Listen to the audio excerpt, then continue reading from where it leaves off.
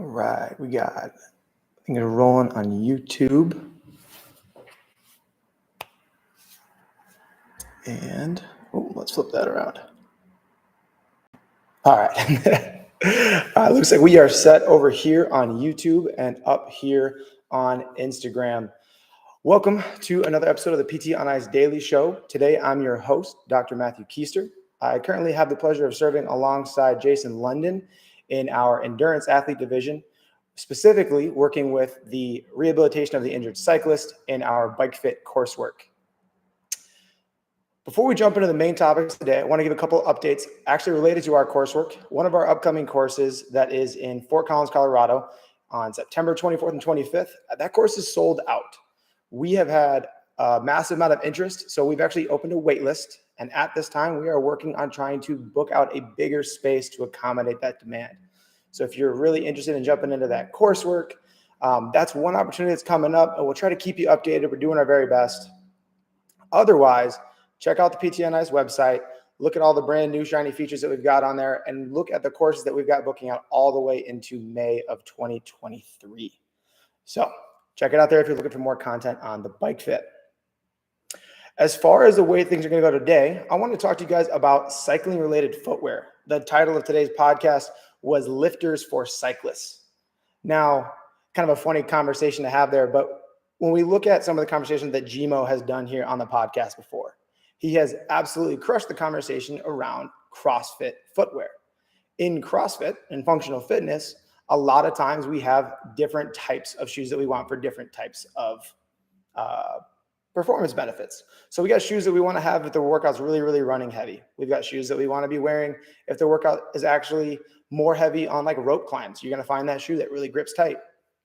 If we've got a lot of weightlifting though, a lot of times people are going to grab for those lifters. They're going to grab that shoe that's got a 1/2 inch to sometimes as big as a 1 inch, usually 3/4 lift on the backside of the shoe that's going to allow you to have a little bit more stable platform and give you a little bit of a performance benefit in the fact that it's going to improve the ability to get your knees out over your toes.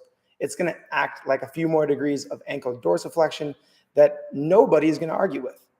When you look at the top tier of the sport, there's no arguments on whether or not weightlifting shoes are a benefit. In fact, they're just a standard and they go across the board. There's no movement to go to a barefoot version of weightlifting or get into barefoot shoes and do it because people just accept that there's a performance benefit to it that is undeniable. Now, in an analogous way to that, when we look at cycling shoes, I don't think everybody fully understands sometimes how much benefit there is to the shoe that you pick. There are shoes that are really, really expensive, and there's obviously super cheap options. And what do some of those things look like? Before I dive into actually talking about some of the anatomy of these shoes, I want to frame it in one particular way, and that is that we need to consider cycling a boot sport in a sense.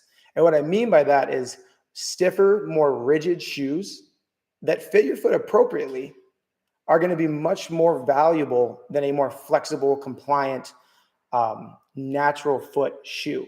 Because the idea is to be able to use these big engines in our hips and our knees to put down a ton of power through a very, very stable surface. Okay, so consider what we're trying to do at the foot, much like a ski boot also in a way.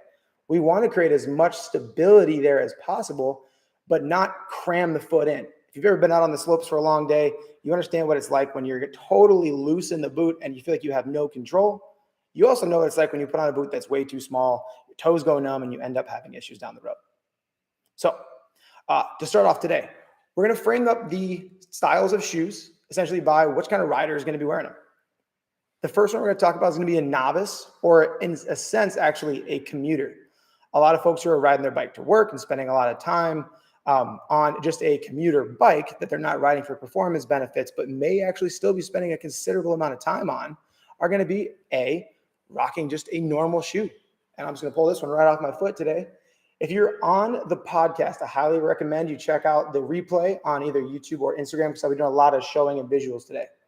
But considering just a normal tennis shoe that somebody's riding, and we think about the pedal being in the same place, ideally right under the ball of the foot, close to where that fifth met head or the MTP of the fifth is going to essentially rub on the outside of the shoe. That gives you a notification of basically where that thing should sit. On here, you can actually see that I kind of bulge mine out, so it's easy to find. Problem with one of these shoes when we ride is that the stiffness factor in a shoe like this is almost none. The second we put pressure down, the shoe folds, it crumbles. That's fantastic for running. It's actually pretty wonderful when you got box jumps or burpees or other things that you want to get through where you need to have a very compliant foot, but it's not going to be great on the bike. It's going to allow for a lot of degrees of freedom and flex and movement that we don't want when we're trying to put power down on the bike. It's also going to allow for pressure points. Any type of change that's not flat across that surface is going to become very notable inside the shoe. And if you extrapolate something like a marble under your foot that's underneath that shoe, it's not going to hurt when you step on it, but that pressure held over a long time is really going to start to cause an issue. You're not going to feel great about it. Things might go numb. You might end up with some sore spots or pressure points. So your beginners, your commuters, a few of those folks are going to be out there rocking just a basic tennis shoe. Not the end of the world if you can get them a big flat pedal that they're super comfortable pedaling on and they're not riding long distances. It's not like we're doing this just to fix those folks. But I want to frame up where people start, because occasionally you get those folks who are out on the mountain bike and they're ripping and they just got started and they're super excited to ride. They're scared of clipping their feet in and they're like, no, I'll just use my tennis shoes. There's a better option for those folks. And that's actually what I'm going to lead into next. So when we talk about an actual mountain biking shoe, so a flat shoe has nothing on the bottom. We're not talking clips or anything like that yet. We're not talking about locking the foot into the actual bike pedal. But what's different about this shoe comparatively is the stiffness of it. So now when I try to put some pressure through this shoe, it takes quite a bit to even get that toe to budge. And I'm working pretty hard to bend that thing. It is pretty rigid. It's not going to bend or move. It also doesn't have a ton of torsion to it. I can get a little bit when I force it, but it takes away some of that. So now when we think about that same concept of pressure points on the bike, I can't really deflect the bottom of the shoe very much. You're going to have that pressure getting spread out across a broader area. Two, on the bike, that flat shoe for that beginner, they tend to make them a little bit stickier. So if we're talking from a safety perspective, your feet are a lot less likely to bounce off the pedals than they are if you're wearing just your regular tennis shoes and hanging out. If we take that a step further, we step into the realm of a really bad misnomer, which is clipless pedals. A quick little lesson in history for that one, for those of you that end up working with a cyclist and you're confused at what they're talking about. The old style of pedals used to have this cage that went over the foot. That cage over the foot had a little clip on the side that you could use to like cinch down and tighten up your foot onto the pedal. Those things were incredibly hard to get your foot out of, and they're actually pretty dangerous. So when they designed the idea of basically a newer clip or a insert on the bottom of the shoe that would lock down, they considered that a clipless pedal, even though we're all aware that it kind of clips in. So it's become a bad misnomer. But if you're talking to a patient and they're talking about what kind of shoe they ride in, and they say they ride clipless, they don't mean flats. They mean they don't have a toe cage over their shoe anymore. They've got something like this. So looking at the bottom of this shoe, we can see I've got this little metal insert right here. That thing right there, what we call a cleat, that's going to lock down on your pedal. It's going to allow for a little bit of translation side to side, a very small marginal amount that we're accepting. But then on the other hand, it's not going to allow that foot up or out or around that pedal. It's just going to have a little bit of rotation that's available. When you're talking about somebody who's riding for performance, this shoe is going to be more efficient because your foot's not going to bounce around and change positions. We can lock you exactly where we want you with that foot, right? That fifth MTP, kind of right over top of that pedal, if not slightly in front. So we are really happy with the foot position when we go to a shoe that clips in. And that's one of the biggest benefits, the efficiency that comes with it. Another cool thing is they get stiffer. When I put pressure into this, it's really hard to create any type of bend in the shoe. This one does still have some. I can create a little bit of pressure through it, and I can create a little bit of torsion, but the foot is locked down. Now, like I said, this is the next progression for a mountain biker. This is technically a mountain biking shoe. It's actually a cross-country mountain biking shoe. A few notes on these that come with that as well are the way that they attach. You've got different versions. Some will just Velcro. They go from the bottom to the top. This one's got 3 straps. Some will just have one, and then what we call a boa system. And I'll show that in just a second. With those, regardless of how good the shoe is, if it's got a super stiff sole, if the cleat is exactly where you want it, we can't let our athletes and our people over tighten these bottom ties. That's one of the things that often leads to foot numbness, even when someone's like, oh man, I bought the expensive shoe, I've got it set, I've got it snugged down to my foot and I feel good about it. If it's over snug, they're going to have some issues there. So when you're talking to those athletes, no matter how good the shoe is, talk about how they're fitting it down. Now, I mentioned not just Velcro, but we can go to more of a road cleat here. And on this road cleat, which is mine, there is a BOA system on the top. What that means is there's basically a set of strings that are run through the shoe so that when I start to crank it up, the strings pull in, and it creates a really nice uniform fit over your foot that kind of contorts to what your foot is. This one does also have a strap at the bottom. That strap allows me just to kind of get the shoe to match up with the arch of my foot, kind of the bridge of my foot, but not, again, over tightening. It's an important thing when we're talking about numbness. Here's the really important piece on the road shoe. They're rigid. They don't move. And the more expensive they get, the lighter they get, but they stay just as strong. You can't deflect the shoe. You can't create any type of torsion in this base plate. So if I go back to that original analogy, we talk about that marble feeling underneath the foot. With a really compliant shoe, that pressure going up into the foot is going to be not painful, but noticeable. And if you extrapolate that over 4 or 5 hours standing on said pebble, it's going to become a really noticeable problem. They're not going to like that. If you can create a more rigid shoe, something with a little bit better outsole, that shoe, it's probably going to be less of a problem. It's still going to feel a little funky. The second we get to something that has an actual rigid sole on it, and I'm talking about really tough, you're going to step on that pebble and it's going to feel funny. Walking in cycling shoes feels funny. You've got something underneath your forefoot that doesn't allow you to walk the way you want to. But what happens is now all that force, instead of being pressured into one single point, is now going to get spread out across the foot. So it's not just about getting the right shoe for the type of riding you're doing. It's about finding a quality shoe that's got good stiffness, that's going to allow you to ride for long periods of time. Now, if we're taking all this time to talk through the different types of shoes, there's obviously some reasons why people have problems. So first one that I've talked about and I mentioned a few times is foot numbness. If people are riding with foot numbness, it's most commonly going to be on either a road bike or a mountain bike when they're clipped in. It doesn't typically happen in flats or shoes that don't have clips that aren't locked down. So in that scenario, let's talk about why that foot numbness might show up. If it's in a shoe where the cleat is too far forward, so again, this little guy on the inside being too far forward or this one here, that's going to put a lot of pressure towards the front of the foot, right at the end of those met heads, almost even forward of that. And that allows, heck, it puts a lot more strain on your Achilles and your calf, but it also creates a lot more pressure at the front of the foot that can create some sensations of numbness.